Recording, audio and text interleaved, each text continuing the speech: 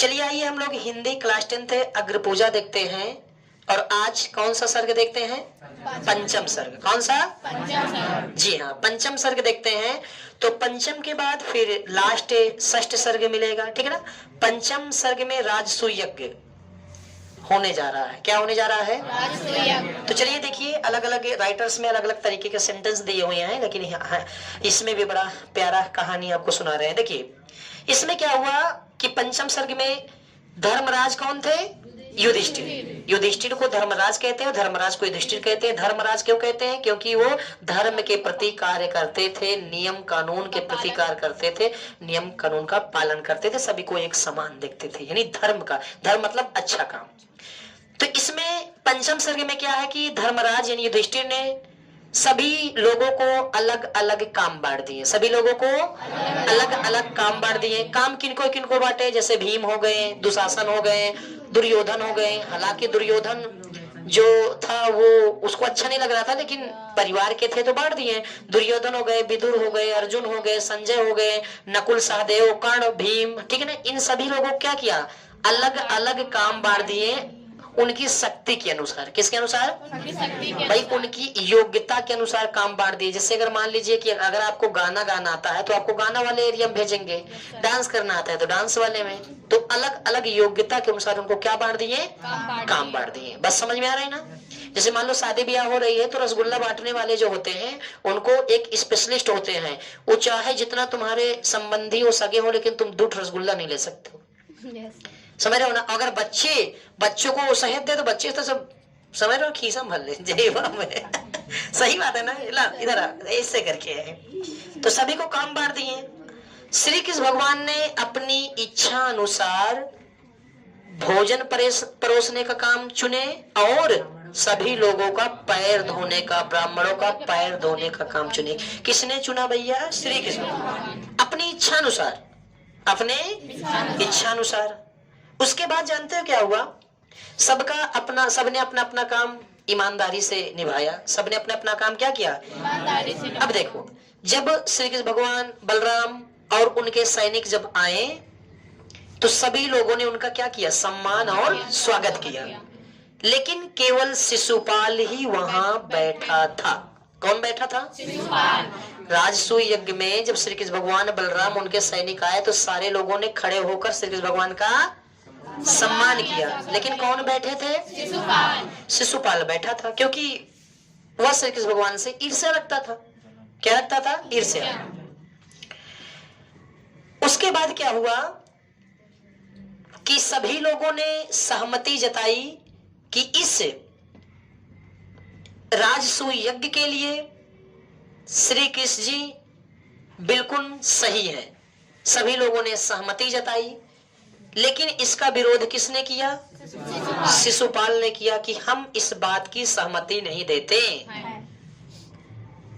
वहां उपस्थित कौरव, वहां उपस्थित राजा महाराजा, वहां उपस्थित ब्राह्मण, वहां उपस्थित चारों तीनों लोकों के देवी देवतागण, सभी ने कहा कि हाँ श्री कृष्ण भगवान ठीक है इस पूजा के लिए। लेकिन किसने कहा? शिशुपाल ने कहा कि मैं सहमति नहीं देता हूं। उसके बाद शिशुपाल ने क्या किया? श्री कृष्ण भगवान का मान सम्मान गिराया, श्री कृष्ण भगवान की बेइज्जती करने की कोशिश की। क्या करने की? निंदा करने की कोशिश की, उनका अपमान किया। तब सहदेव और भीष्म ने शिशुपाल को समझाया। किसने? सहदेव और भीष्म। समझाया कि ऐसा ना करे, ऐसा ना करे। लेकिन वह नहीं माना। लेकिन वह नहीं माना और बोलता जा रहा था, बोलता जा रहा था, बोलता जा रहा था। तब भीम ने कहा कि यदि अगर तुमने और ज्यादा बोला तो मैं तुम्हारी जुबान खींच लूंगा,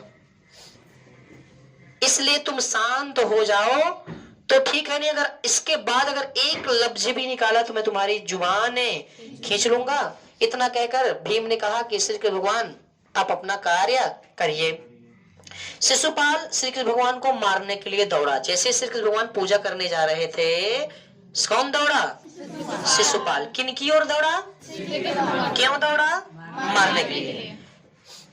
परंतु श्री कृष्ण भगवान शांति पूर्वक बैठे थे। कैसे बैठे थे? शांतिपूर्वक बैठे थे।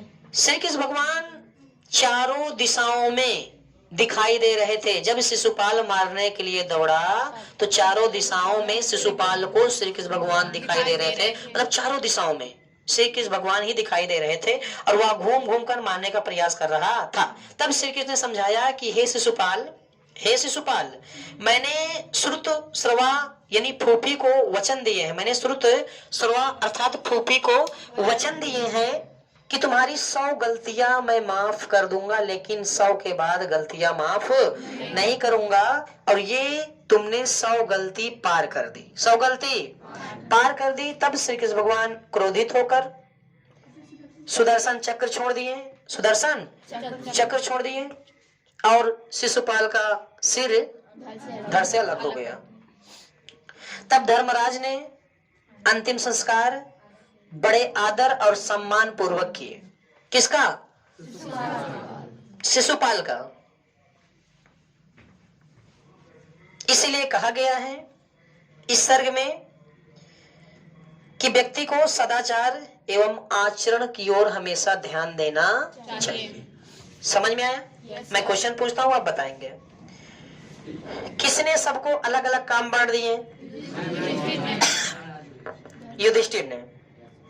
कौन कौन थे? भीम, दुशासन, दुर्योधन, विदुर, अर्जुन, संजय, नकुल, सहदेव, कर्ण। ठीक है ना? श्री कृष्ण भगवान ने क्या चुना भैया? भोजन परोसने का काम और पैर धोने का काम अपनी इच्छा अनुसार चुने। ठीक है ना? सभी लोगों ने अपना काम किया, अच्छे से किया। लेकिन जब श्री कृष्ण भगवान वहां वापस आए, मतलब राजसूय यज्ञ में एकदम आगे तैयारी होने जा रही थी, पूजा पाठ करने जा रहे थे, सभी लोग उनका खड़े होकर स्वागत किए। सभी लोग खड़े होकर स्वागत किए। कौन नहीं खड़ा हुआ? शिशुपाल इस बात से सहमत नहीं था। शिशुपाल और शिशुपाल ने श्री कृष्ण भगवान का क्या गिराया? मान सम्मान। उसकी निंदा भी की ना, श्री कृष्ण भगवान की निंदा भी की। बाद में भीम ने और सहदेव ने समझाया कि अब अगर एक भी शब्द आगे तुमने बोला अपवाद में तो मैं तुम्हारी जुबान खींच लूंगा। लेकिन शिशुपाल ना माना, शिशुपाल ना माना और वह श्री कृष्ण भगवान की ओर मारने के लिए जैसे ही आगे दौड़ा, श्री कृष्ण भगवान शांति पूर्वक बैठे थे और वो चारों ओर उनको दिखाई दे रहे थे। फिर श्री कृष्ण भगवान ने क्या समझाया कि मैंने वादा किया है फूफी से कि तुम्हारी 100 गलतियों को मैं माफ, लेकिन अगर 100 के बाद अगर कोई गलती हुई तो मैं तुम्हें माफ। अब ये तुम्हारी 100 गलती पूरी हो चुकी। फिर क्या हुआ पता है? श्री कृष्ण भगवान ने हाँ, और उसके बाद किसने उसका संस्कार किया? धर्मराज युधिष्ठिर ने सम्मान पूर्वक क्या किया। इसलिए क्या कहा गया कि आचरण, स्वभाव, इन सारी चीजों पर विशेष ध्यान देना चाहिए। ठीक है ना?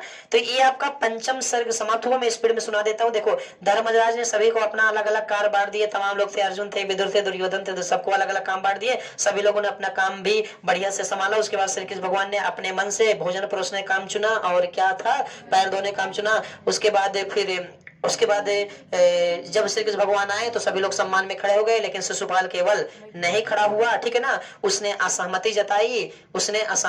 तब भीम और सहदेव ने कहा कि अब तुम्हारी जुबान से कुछ खराब निकलना नहीं चाहिए, सम्मान वाले शब्द ही निकलना चाहिए। लेकिन शिशुपाल नहीं माना। वह मारने के लिए दौड़ा। किसको? श्री कृष्ण भगवान जी को मारने के लिए दौड़े। श्री कृष्ण भगवान शांति से बैठे थे, चारों ओर श्री कृष्ण भगवान दिखाई दे रहे थे। उसके बाद श्री कृष्ण भगवान ने कहा कि अगर तुम्हारी 100 गलती पार हो गई तो तुम मारे जाओगे, लेकिन शिशुपाल नहीं माना। तब श्री कृष्ण भगवान ने सुदर्शन चक्र निकाले और गर्दन को धड़ से अलग कर दिए और युधिष्ठिर ने बड़े सम्मान पूर्वक क्या किए। हाँ, तो ये ऑडियो